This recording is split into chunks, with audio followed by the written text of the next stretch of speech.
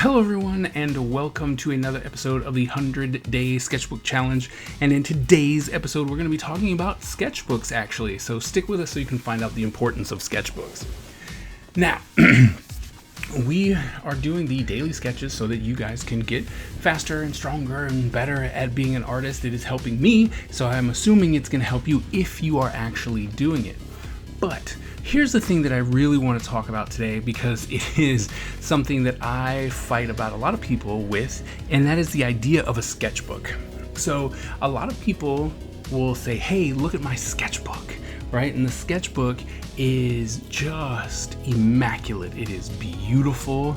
It is something that each and every single piece is a finished illustration.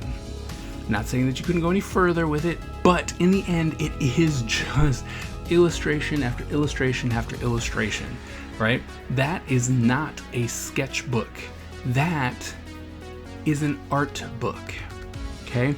The sketchbook is supposed to be like your journal. It's supposed to be a blank workbook where you can come in and try things and fail and learn and fail and it is something that you don't have to spend every second making sure that every single detail is perfect, because it's meant for you to just scribble or doodle and not have to worry about everything. That is what the ideal sketchbook is. Now, that doesn't mean that you cannot go and say, oh, I want to have a very nice drawing in here because you decided, I started drawing and wow, I really like this picture. And then you keep going and you're like, wow, I might as well finish this because it looks really, really good. That's perfectly fine. Having finished illustrations inside of your sketchbook is perfectly fine. But what kills me is that when you go online, when you check out YouTube or Instagram and stuff like that, and they're like, hey, look at this sketch I did. And it's like, that's not a sketch, right? That's not a sketch. And I have friends and I have professional friends that will throw something up online and they're like, hey, look at my sketch. And you look at that and you're like, okay, that is not a sketch. That's a drawing, that's an illustration. And I want to clarify, there are people who can do really, really nice drawings in a very quick time frame, right? And those are sketches, right? Because they're like, oh, I didn't really care. Just bam, bam, bam, I just knocked this out. Stream of consciousness, life was good, and I just kept moving. But I've had friends who I called them out on it, and I was like, man, you gotta stop telling people that these are sketches, because it sets up the younger generation, those people coming in, to be under enormous pressure when they say, hey, they're sketching. And then their response to me was, oh, well, this only took 2 hours. And it's like, well, that's a 2-hour drawing. That 2 hours is not a sketch. That is invested time on one particular image. And it's like, well, yeah, but most of the time my illustrations take 10 hours or longer. And I was like, that's perfectly fine. But you cannot tell someone who's starting off, like let's say in middle school, who's finally decided, you know what, I want to buckle down and I want to be an animator, or I want to be a comic book artist, so I'm going to sit down and I'm going to draw in my sketchbook and I'm going to sketch and sketch and sketch and sketch. And they come to you because you're the inspiration. They're like, man, I really love what you do on X-Men. This is absolutely fantastic. I want to be like you.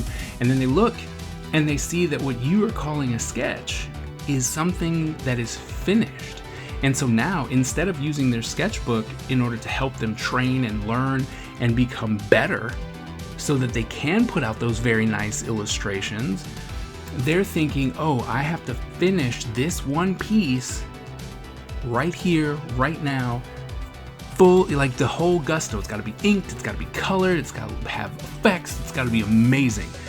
And that's one page. And so then they're looking at this sketchbook, right? And it's got anywhere between 50 to 100 pages in it.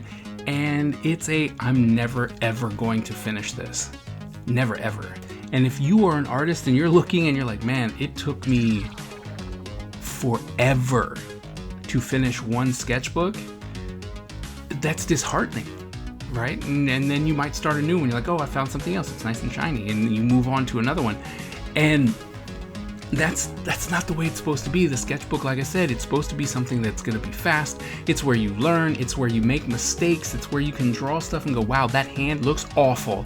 And you go on and you draw another hand and another hand and another hand until they're not awful anymore. That's where you learn. This is the artist workbook, is your sketchbook. So I want to reiterate, can you have something really nice and finished and polished in your sketchbook? 100% you can, but that shouldn't be your sole focus. In the sketchbook, your thoughts, your ideas, all that stuff should just come down, stream of consciousness, hit the paper, and you not really care if it's good or bad, but eventually it could be. Well, that's it for today. Hope you learned something, and I will see you guys at the next episode.